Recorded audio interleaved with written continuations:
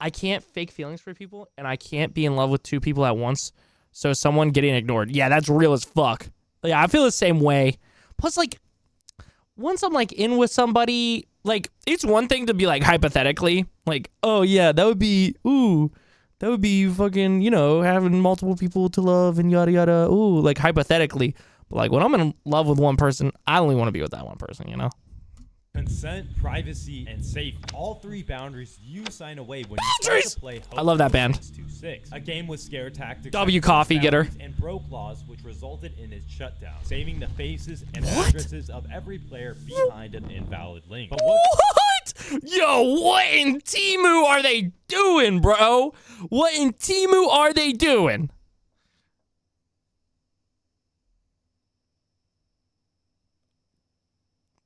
Yo, Chris. Yo, what's up, Tassie Boo? Could have made this 15-minute horror game so terrifying. Well, buckle up, because we're going back to October 31st, 2008, when T.I.'s Whatever You Like is the #1 song. Bitcoin was just introduced to the world, and a horror game under the name Hotel 626. Super Bowl next week? I'm gonna be honest with you, probably not. Browser game that didn't require you to download anything. Maybe, but probably not. Horror game for free and safely. What did I say about autism? Sorry, I saw something about autism. Watch. Something about autism comes up. Oh, Hotels Austin. Oh, get doxxed, head ass. Game for free and some motherfucker near Austin. Hotel626.com. The reason the game is called Hotel 626 is because you can only play the game what from the 6 rack? What the fuck is that? 6 a.m., forcing you to play the game during the night. The game starts Shrek off horror? by asking you a would you rather. Commit yourself or check in. Then requires your name, email, password, date of birth, and to enable your webcam and microphone to check in. After you check in, you wake up in your hotel room with the most realistic graphics for a horror game ever seen in 2008. Oh my lord, the graphics are amazing. This game makes you graphics are amazing. To escape the hotel, but progressively gets more realistic and horrifying as you play. The first challenge is taking a photo of a girl in a dark room, which prompts a jump scare. Whoa. Pretty average horror game. There's no way, dude. Well, the second challenge is where the fourth wall starts. Is this just at dead of night? Is this just at dead of night, dude? To break, because you have to sing a lullaby to a sleeping demon baby. Its head is twitching constantly, and it puts you on edge. You sing through your microphone, and if you fail, you'll get jump scared. But if you succeed, you'll just end up getting bonked in the hallway anyway. This is about the halfway point of the game, and this is where things start to get creepy. You wake up in a padded cell next to a crazy old guy who is the key to what's up, Tassie Bo? the room.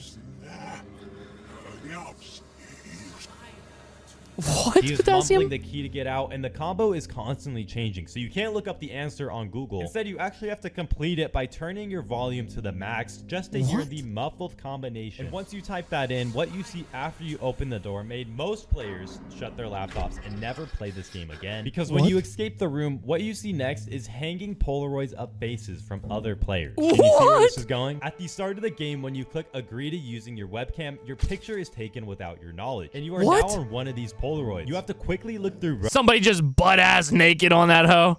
Somebody just butt-ass naked. Yo, what the fuck? Yo, whose nipples are these? Yo, what's up, Hardee's? Love you too, bro. Oh. Open your files and everything is very scary, but not sure if it's real or not because it's on Steam. Oh. Rows of faces until you see yourself. Yeah, my nuts gonna be on one of these Polaroids for the first time and seeing yourself on that Polaroid. In 2008, games weren't that advanced, so people were terrified seeing themselves in a horror game as they were playing it. But it doesn't slow down from there. This is a Doritos horror game? This is for Doritos? They're marketing for Doritos. They're like, yeah, we finna take pictures of people's nut sacks. Yo. Trust me. If anything, it just gets much, much worse. Your phone rings. It is the We're watching this 2008 Doritos horror game uses your webcam. Middle of the night when no one should be calling. You pick up your phone and hear. What? Brother man, if I get this call, I'm getting a gun. Okay? I'm getting a gun, okay?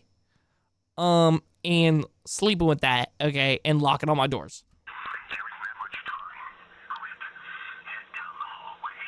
That's right. The game calls your real phone number with precise instructions to get out of the hotel. Trying to help you. Go left. After finding the exit, you get in your car, turn on the ignition, and end the game. Wait, what is that? Yeah, the game doesn't end there. A few days go by, then weeks, and you start to forget about the game. Eventually, one day, it starts to get dark. The clock hits 6 p.m. and your phone starts ringing. You pick it up, and here, you can never leave the hotel. And there's no real escape from its horrors. Okay, it ends there.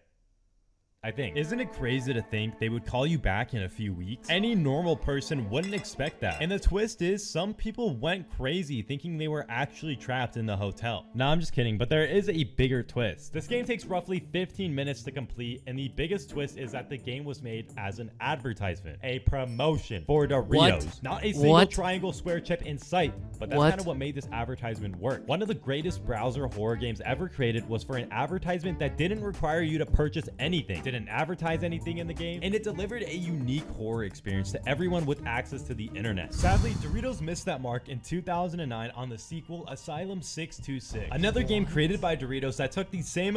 I feel like I heard something about that, Chucky, but that shit's crazy. What song should you do for your channel? The new Mike song. The new Mike song, how many times? You should do that one, slowed and reverbed. Yeah. Plus, it's brand new. They hack into your shit and blackmail you, threaten your family and shit. Dude, that just reminds me of all the horror stories I've heard of people sending dong pics and then having that shit blackmailed, to, like, being like, yo, if you don't fucking send me $500 right now, cash up, I'm gonna fucking send your dong to your family members. What? What was your commit? Yeah. Yeah, that shit's crazy, bro. That shit's crazy, Rack. The Doritos employees are not prepared to watch me beat my shit on FaceTime.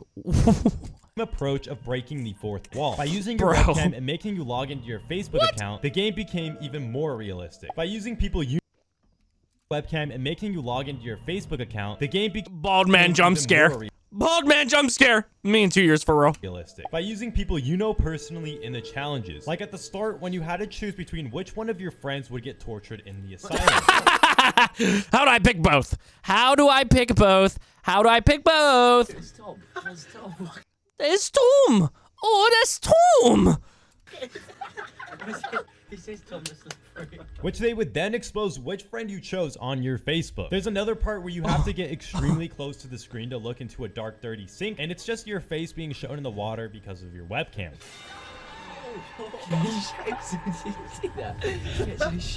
The only way to complete this game was by buying a bag of Doritos to obtain a code for the final stage. If you didn't, then you would be stuck staring at TV screens with the Doritos logo, causing a lot of critics to say Asylum 626 lacked the creativity and horror innovation that Hotel 626 brought, which caused the sequel to not perform as well as its predecessor. But in a time where the internet was starting to boom and the dangers of the internet were still unknown, this game not only gave entertainment but also provided a valuable lesson on sharing personal information online. Link, love you, homie, sleep well. People are more skeptical of what they're sharing online and what they're clicking on, but back in 2008, the internet was like a virtual playground where you think you can't be touched by anything. For example, during this time, I was trying to download Microsoft point generators and infecting my laptop with the latest adware, but thankfully Dude, I got crazy viruses on my laptop back in the day looking up Skyrim Lydia nude. Okay, dude, crazy shit, bro. There was crazy purple monkeys on my shit. There was purple monkeys on purple monkeys on purple monkeys. Fucking shit popping up. Yo, you got a virus on your computer. Beep, beep, beep, beep, beep. You know what I'm saying? Y'all ever do that back in the day? Look up like, yo, Lydia Skyrim nude, Shaundi Saints Row nude. You know, fucking Serana fucking big boobs. You know what I'm saying? Uh-huh. Minecraft sex mod. Yeah. The OGs, bro. You know what I'm saying? What else we got? BioShock Infinite Elizabeth naked. Hose. Just looking up hose. Yeah. I'm just here to enable potassium's harassment towards Chris W. Most Chris West search I done ever heard. Oh, yeah. Also, it says stuff like, are you alone? Do you know what death is? And very weird questions. Damn. of me trying to get Chris to destroy his setup. Yeah, dude. Most of us have learned internet safety and to not enter in personal information online. I hope. Now, Oh, I'm cooked. He just called me out. I'm cooked. 4 years later, where is Hotel 626? Well, the entire 626 franchise shut down just 3 years later in 2011 for unknown reasons. But here are the theories onto what happened. The first theory is that Doritos wanted to just avoid a lawsuit since they had access to players' information and their mobile numbers, so they took everything down. The second being more scary, a hacker took over the game's data and began calling players himself, causing Doritos to wipe the entire game for user Sure, the safety. old And the one. third reason W. claims that Doritos decided to just stop paying for the domain and let the game disappear into the internet's lost mystery catalog. To me, this doesn't make a whole lot of sense because the game is still actively searched for and it's an advertisement, so it's all just a write-off for Doritos. And if they kept going with the 626 franchise, they could have gained an additional form of revenue from their game studio. So I did more research and found out the Center for Digital Democracy, Consumer Action, Consumer Watchdog, and the Praxis Project had filed a complaint with the Federal Trade Commission and argues that PepsiCo and Frito-Lay violate federal trade law because the digital techniques are deceptive and that marketing is disguised as entertainment and a range of personal information is collected without meaningful notice or consent. The complaint argues that teenagers are particularly susceptible to these techniques because they act impulsively, are easily influenced by peers, and engage in risk-taking behaviors without thinking of the consequences of their actions. The last update said the FTC was currently reviewing the complaint, but since the website is down, we can just assume the first theory was correct. So what even was Doritos advertising? The advertisement was for discontinued chips that were coming back from the dead. The flavors were Black Pepper Jack and Jack and Smokin' Cheddar Barbecue. Both chips have since been discontinued. Doritos hasn't made a horror game since, but they did release a free-to-play Crash Course game in 2012, and it became a hit on the Xbox with gameplay similar to Wipeout and Ninja Warrior. As for that game, it is still up and playable on the Xbox Live network. However, Hotel 626 has been deleted from the internet and is only remembered through YouTube gameplay videos and ancient old blogs, which is honestly really surprising. A company as big as Frito-Lay, who owns Doritos and pretty much every major chip brand, hasn't capitalized on this nostalgic game franchise yet. It just seems like a free way to get additional revenue or advertisement. And speaking of advertisements, have you seen the wildest ads on YouTube since ad blocker has been removed? Well, you aren't alone. And I actually clicked on the first 100 YouTube ads to see if I'll get a virus, and you could watch that by clicking this box right here. Thank you guys for watching.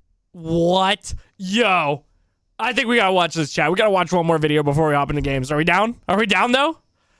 Also, to like kind of recap this, it's crazy that Doritos did a marketing campaign like this, but I believe it. I believe it. Yeah, again, it was kind of like a crazy time on the internet back then, if I remember. It was like right when I was getting on the internet and like having access to it and shit. And there, like, I remember the internet being like the Wild West, and also there was like so much shit. Like it felt like it was like infinite. I mean, it still does, you know, but oh yeah, okay. I guess you guys are right. It is my stream. I guess it is my stream. All right, dude. Chat. Let's tap in, dude. I clicked on